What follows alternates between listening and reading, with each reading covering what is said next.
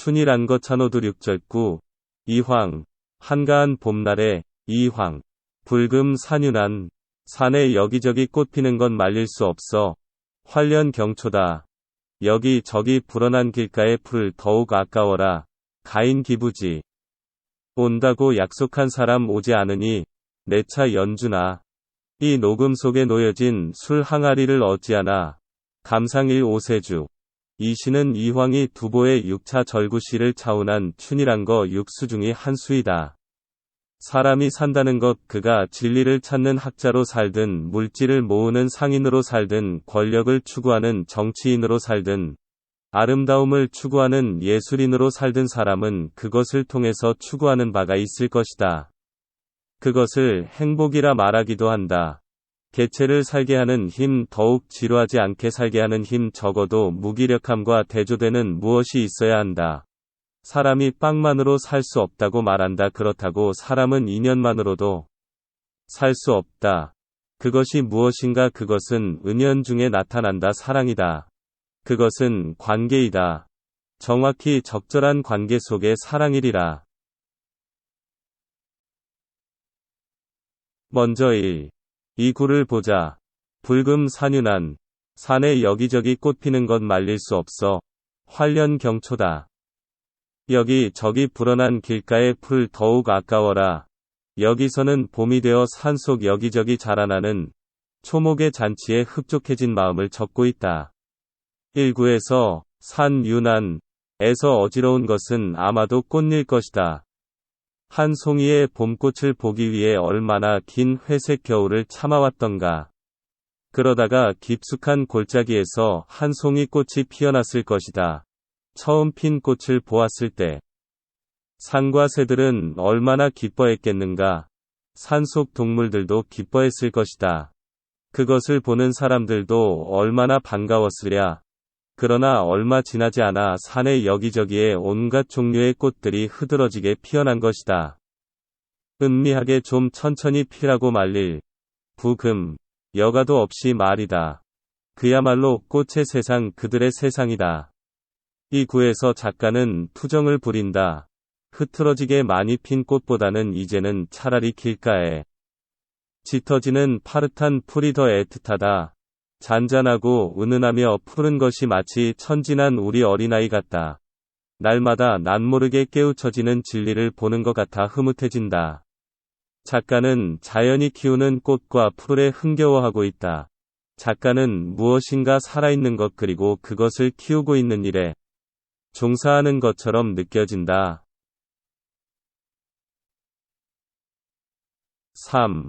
4구절을 보자. 가인 기부지. 온다고 약속한 사람 오지 않으니 내 차 연주나. 이 녹음 속에 놓여진 술 항아리를 어찌하나. 여기서는 찾아오기로 약속한 친구가 아직 오지 않아 초조해지는 속마음을 표현하고 있다. 3구를 보자. 꽃과 풀에 대한 이야기로부터 약속한 사람이 오지 않는다는 사람에 대한 불만을 적고 있다.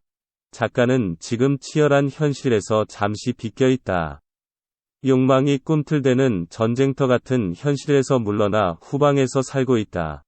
그러나 그도 현실과 절연하고 살 수는 없다. 작가와 소통할 누군가 있는 것이다. 그 누군가도 작가를 필요로 하는 사람이다. 누구든 전쟁만 할 수도 집에만 있을 수도 없는 것이다.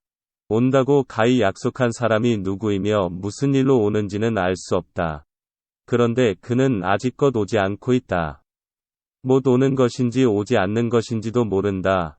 못 오면 왜 못 오는지, 오지 않으면 왜 마음이 바뀌었는지는 모른다.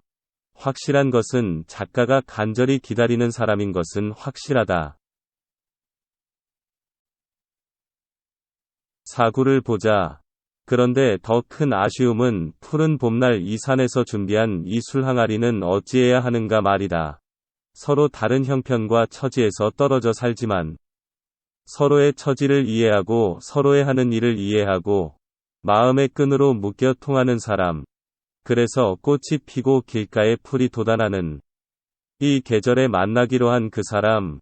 그가 오지 않으니 푸른 풀향기 그윽한 곳에 그를 위해 준비한 잘 익은 술이 담긴 이 항아리를 누구와 같이 마실 것인가?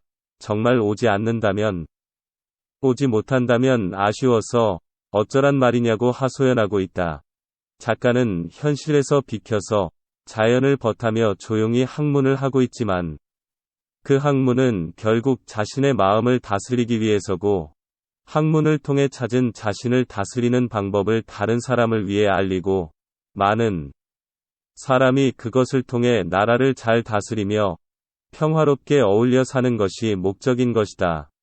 그러나 그도 작은 인간 개체인 한계를 가지는지라. 그러한 생활에 흔들리는 경우도 많았으리라. 학문을 통해 진리가 봄날의 풀빛처럼 파릇파릇 자라고 있어도 그 길은 외로운 길이었으리라.